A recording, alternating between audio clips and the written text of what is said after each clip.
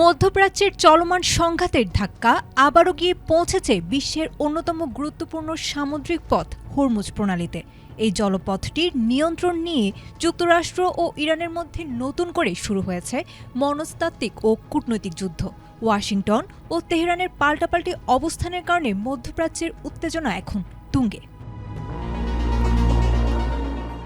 ঘটনার সূত্রপাত মার্কিন প্রেসিডেন্ট ডোনাল্ড ট্রাম্পের একটি মন্তব্যকে কেন্দ্র করে। নিউ ইয়র্কের এক রাজনৈতিক সমাবেশে দেয়া বক্তব্যে ট্রাম্প দাবি করেন, যুদ্ধে ইরান পুরোপুরি পরাজিত হওয়ার পর হরমুজ প্রণালীকে যুক্তরাষ্ট্রের ভূখণ্ড হিসেবে ঘোষণা করা হবে। এমনকি এই প্রণালীর ওপর যুক্তরাষ্ট্রের পূর্ণ নিয়ন্ত্রণ রয়েছে বলেও দাবি করেন তিনি।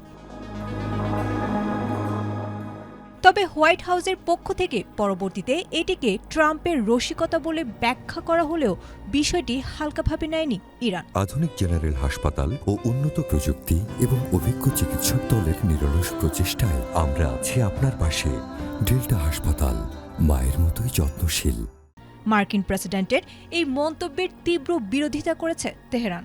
ইরানের উপপররাষ্ট্রমন্ত্রী কাজেম গরিবাবাদি স্পষ্ট জানিয়ে দিয়েছেন, কোনো হুমকি, আদেশ বা নির্বাচনী বক্তব্য দিয়ে হরমুজ প্রণালী দখল করা সম্ভব নয়।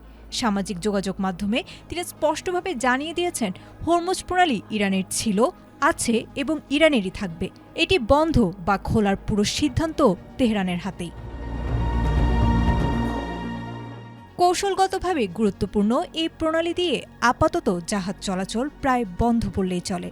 বৈশ্বিক জ্বালানি পরিবহনের মূল এই পথটি অবরুদ্ধ থাকায় এরই মধ্যে বিশ্ববাজারে জ্বালানি তেলের দাম লাফিয়ে লাফিয়ে বাড়ছে। যুক্তরাষ্ট্রে পেট্রোলের দাম 29% পর্যন্ত বৃদ্ধি পাওয়ায় অভ্যন্তরীণ রাজনীতিতেও ট্রাম্প প্রশাসন পড়েছে বড় ধরনের চাপের মুখে। সামরিক ও কূটনৈতিক উত্তেজনার মাঝে কোনো পক্ষই পিছু হটার ইঙ্গিত দিচ্ছে না।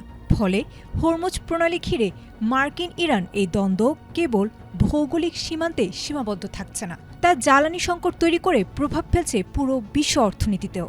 এমনটাই ধারণা করছেন রাজনৈতিক বিশ্লেষকরা। আয়েশা আক্তার, এটিএন বাংলা।